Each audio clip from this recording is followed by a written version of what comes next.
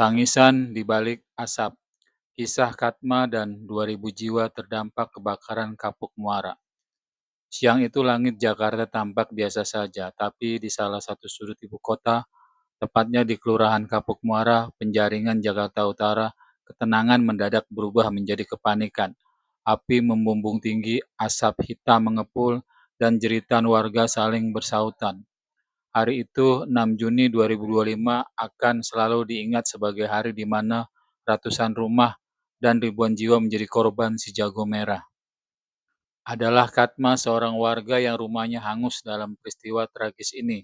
Ia dan keluarganya sedang menikmati makan siang ketika tiba-tiba teriakan dari luar rumah menyadarkan bahwa ada kebakaran. Dengan cepat mereka berlari keluar, tidak ada waktu banyak untuk berpikir. Yang terpenting nyawa harus selamat. Ya nggak ada yang luka ya? Keluarga, saudara, pada sehat semua di sini? Alhamdulillah, ujarnya saat diwawancarai Kompas TV. Katma menduga api berasal dari salah satu kontrakan di ujung kawasan.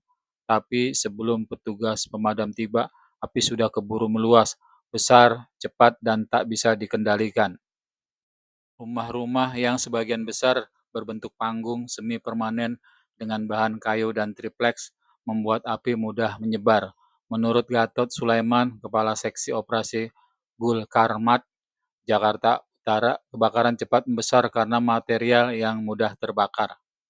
Tak kurang dari 150 petugas gabungan dikerahkan, didukung oleh 25 unit mobil pemadam dari berbagai wilayah. Meski begitu, api tetap melahap sebagian besar kawasan. Data sementara menyebutkan sekitar 500 rumah hangus terbakar, dengan lebih dari 400 kepala keluarga terdampak. Jumlah total mencapai 2.000 orang, kerugian ditaksir mencapai 8 miliar rupiah.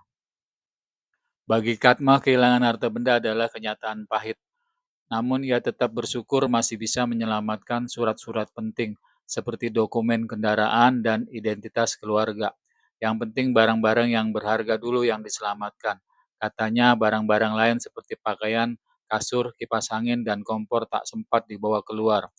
Kini Katma hanya bisa mengais sisa-sisa yang masih bisa dimanfaatkan. Barang-barang besi tua ini ya dirongsokin.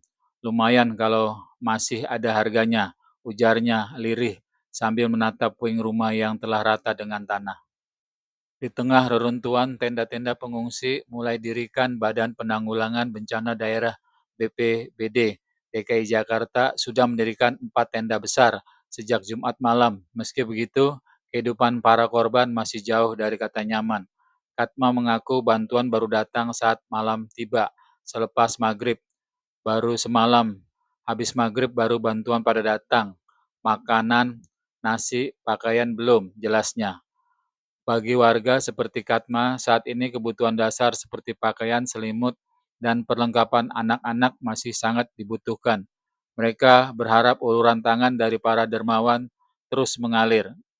Peristiwa ini bukan soal kehilangan materi, tapi juga tentang bagaimana solidaritas tumbuh di tengah bencana. Relawan, tetangga, dan para petugas bahu-membahu membantu para korban. Meskipun lelah dan luka masih terasa, semangat warga untuk bangkit perlahan mulai tumbuh. Saya yakin kita bisa mulai dari awal lagi, yang penting semua selamat, ujar Katma dengan senyum tipis yang penuh harap. Kapuk Muara kini sedang berduka, namun dari balik puing-puing dan abu yang masih mengepul, kita bisa melihat satu hal, keteguhan hati warga untuk terus bertahan. Karena di balik tragedi selalu ada harapan, dan dari balik asap selalu ada cahaya untuk kembali bangkit.